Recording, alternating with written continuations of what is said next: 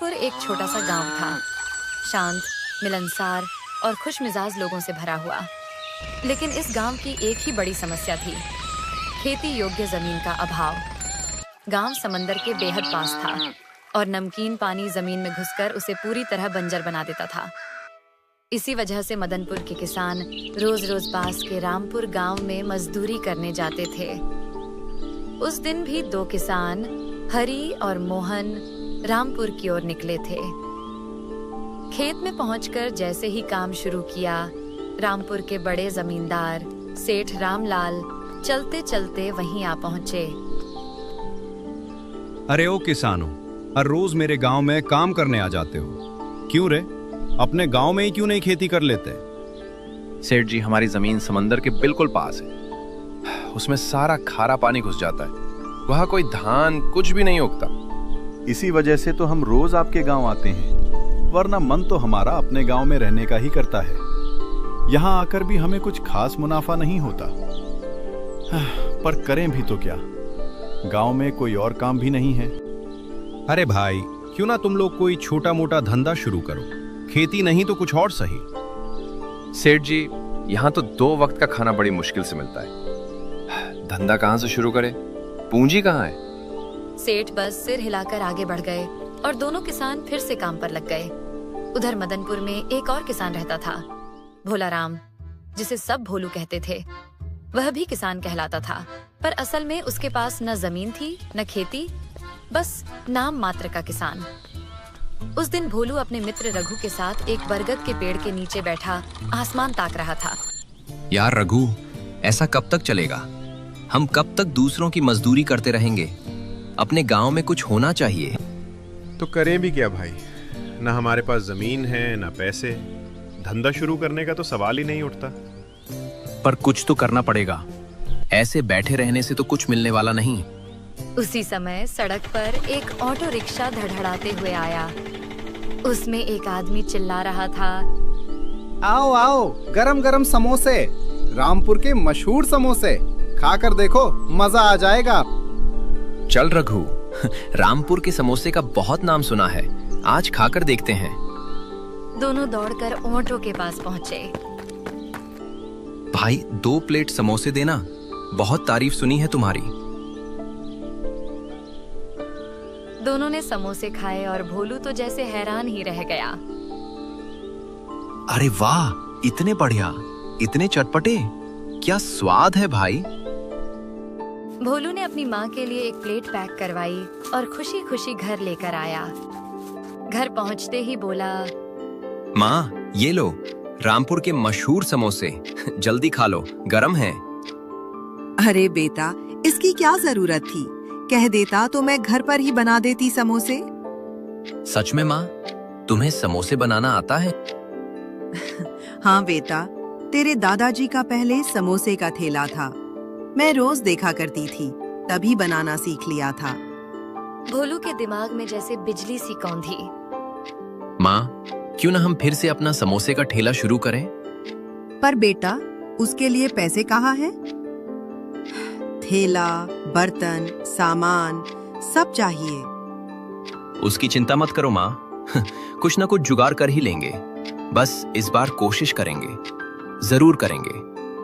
इसी पल भोलू ने मन ही मन ठान लिया, इस बार मदनपुर में कुछ बदल कर ही रहेगा। अगली सुबह भोलू जल्दी उठ गया। रात भर नींद नहीं आई थी, मन में बस एक ही बात घूम रही थी। वह सीधे गांव के सेठ शंकरलाल के घर जा पहुंचा। सेठ जी, मुझे थोड़े पैसों की जरूरत है। पैसे दे दूंगा भोलाराम, पर बदले में कुछ गिरवी रखना पड़ेगा।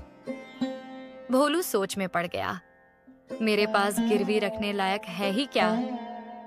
अचानक उसे याद आया, उसका घर, एकमात्र अपनी चीज।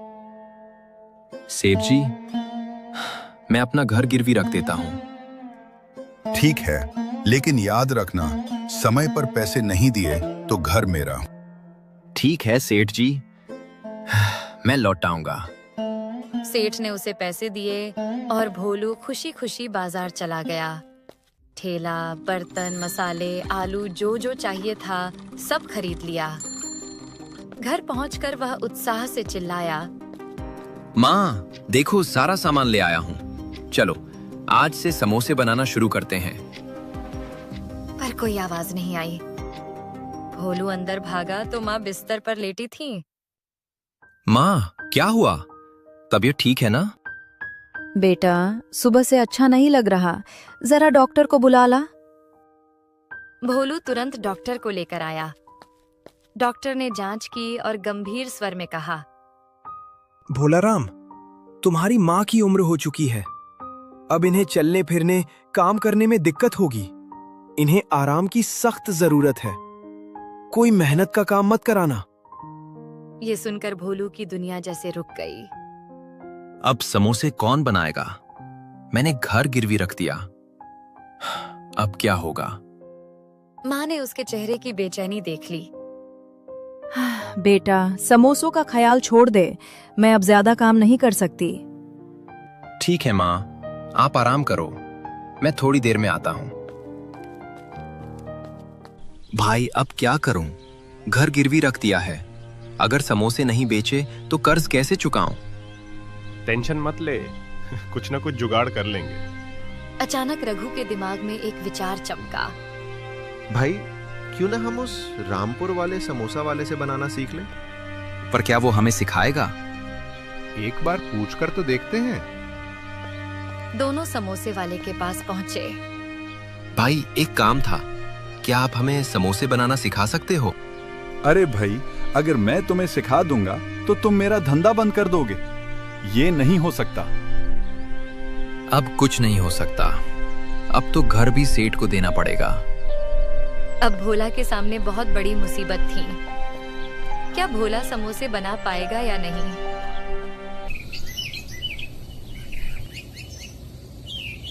अगली सुबह भोलू भारी कदमों से सेठ के घर की ओर निकला।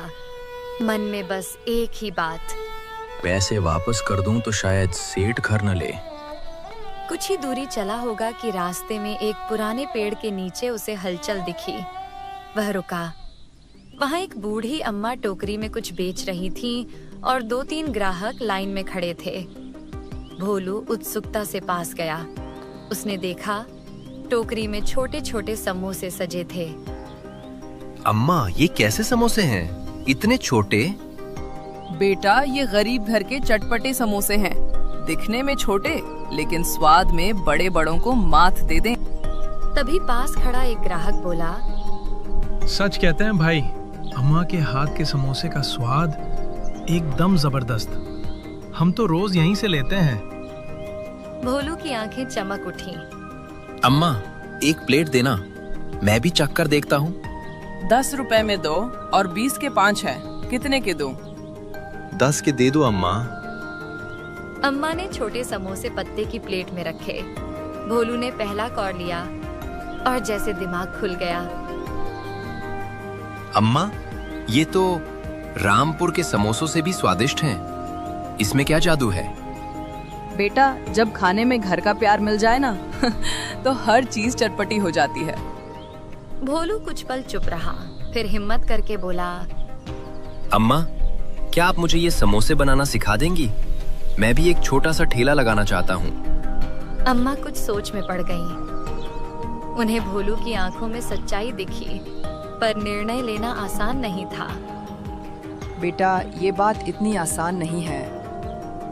मैं अकेली नहीं हूँ। मुझे अपनी बेटी से पूछना पड़ेगा। तुम ऐसा करो, कल इसी समय यहीं आना।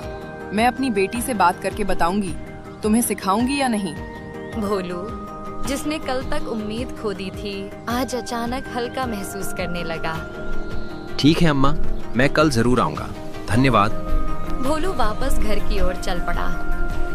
दिल में एक नई रोशनी जल चुकी थी। शायद उसकी किस्मत अब बदलने वाली है। अगली सुबह अम्मा अपने छोटे से घर में बैठी बेटी सुमन से बात कर रही थी। सुमन, कल एक गरीब मेहनती लड़का भोलू आया था। वो हमसे समोसे बनाना सीखना चाहता है। क्या हमें उसे सिखाना चाहिए? सुमन ने भौहें सिकोड़ लीं। अम्मा, सोच कर बोलिए। अगर हमने उसे सिखा दिया तो हमारे ही ग्राहक कम हो जाएंगे, फिर हमारा क्या होगा? तो क्या उसे मना कर दूं? सुमन कुछ क्षण सोचती रही, फिर उसके दिमाग में एक विचार आया। अम्मा, हम एक काम कर सकते हैं। हम उसे सिखाएंगे नहीं, बल्कि उसके लिए समोसे बनाएंगे।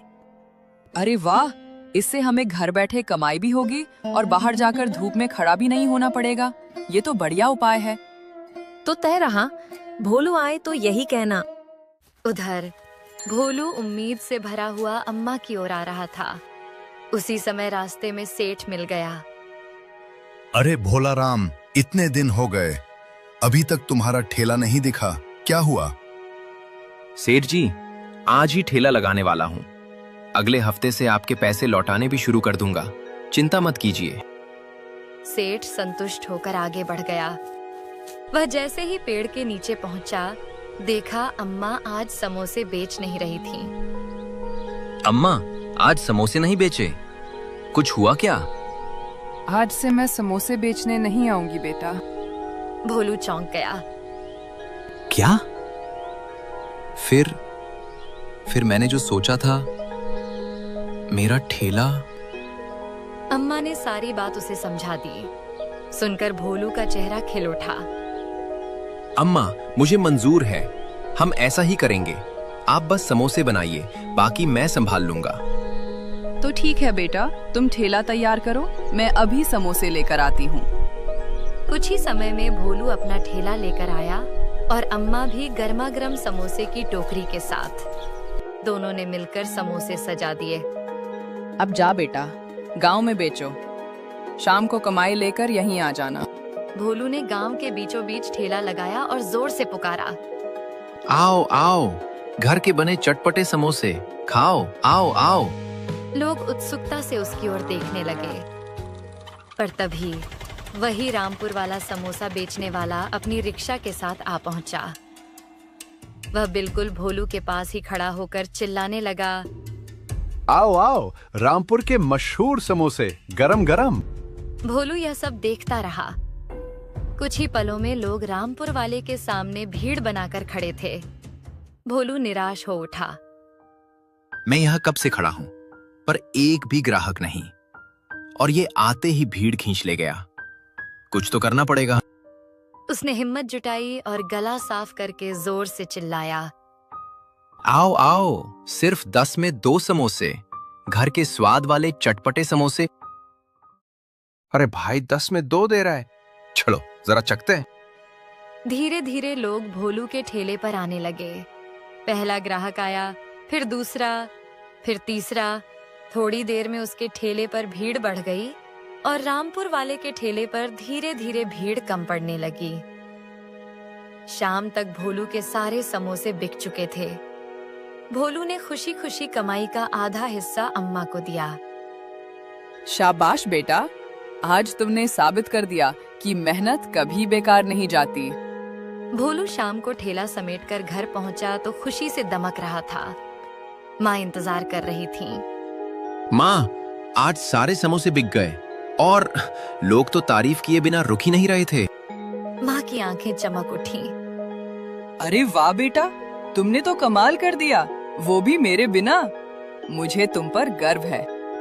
माँ, आप नहीं थी, पर एक अम्मा थी, बिल्कुल आपकी तरह। उन्हीं की वजह से आज हम फिर से उठ पाए हैं। उनके समोसों ने हमारी किस्मत बदल दी।